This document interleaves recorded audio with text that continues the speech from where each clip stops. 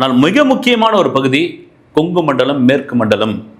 ஏன்னா அந்த கொங்கு மண்டலம், மேற்கு மண்டலத்தில் இருந்து தான் புரட்சித் தலைவர் எம்ஜிஆர், மறைந்த செல்வி ஜெயலலிதா அவர்களுடைய ஒரு வலதுகரமாக அந்த இயக்கத்தினுடைய ஒரு முக்கியமாக இருந்த செங்கோட்டையன் அவர்கள் உங்கள் கட்சிக்கு ஒரு பலமான ஒருத்தரை வந்து அங்கே இருக்கிறார்.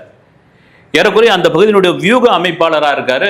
உங்கள் கட்சியில மிக சீனியரான ஒருத்தர். அவருடைய வழிகாட்டல், அவருடைய அந்த நடைமுறையில் தான் நீங்கள் வந்து அந்த கட்சியை வந்து கொண்டு போயிட்டு இருக்கீங்க. நல்ல விஷயம்தான். ஒரு சீனியர் தேவை. ஆரம்பத்தில் சொன்னது தான் வந்து பல மாநாடு, பல பொதுக்கூட்டம், பல தெருமுனை கூட்டம் இதெல்லாம் பார்த்தவர். குறிப்பாக எம்ஜிஆர் அரசியல் களத்திற்குள் வந்து முதல்வர் ஆன பிறகு அந்த கொங்கு மண்டலத்தில் எம்ஜிஆருக்கான முதல் வரவேற்பை கொடுத்தவர் செங்கோட்டையன் தான். எனக்கு தெரிஞ்சு அப்போ படித்தது நான் வந்து கிட்டத்தட்ட ஒரு அந்த காலத்தில் புல்லட்டு எங்கேயும் டூ வீலரே பெருசாக இருக்காது. ஒரு 100-150 புல்லட்டுகள் எங்கெங்க ரெடி பண்ணி அந்த புல்லட் ஊர்வலத்தில் புரட்சி தலைவர் எம்ஜிஆரை கொண்டு போய் அசத்தன வரான் வந்து செங்கோட்டையன். ஒரு இளம் வயசு, ஒரு 20 வயசு எப்படி இருக்கும் பாருங்க. அப்படி இன்னைக்கு ஒரு விஜயை தலைவராக ஏற்றுக்கொண்டு அவ்வளோ பெரிய சீனியர் அந்த கட்சியில் எங்கே போனாலும் வந்து தலைவர் சொன்னார் ரைட்டின் போது அவருடைய ஏரியாவுக்கு வரார் அப்படின்னா அப்போ அதனுடைய எதிர்பார்ப்பு எப்படி இருக்கும்? ஏன்னா தொடர்ச்சியாக சட்டமன்ற உறுப்பினராக இருந்தவர் செங்கோட்டையன்.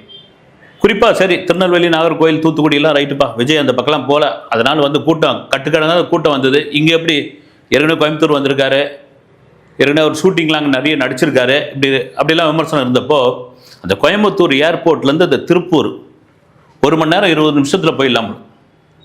வழிநடுக்கம் அப்படி ஒரு கூட்டம், கட்டுக்கடங்காத கூட்டம், பயங்கரமான வெயில், ஒன்றுமே பண்ண முடியல. வேனை மறைக்கிறாங்க, இது பண்ணுறாங்க, சைட்லேருந்து ஓடி வராங்க, பின்னாடியே வராங்க.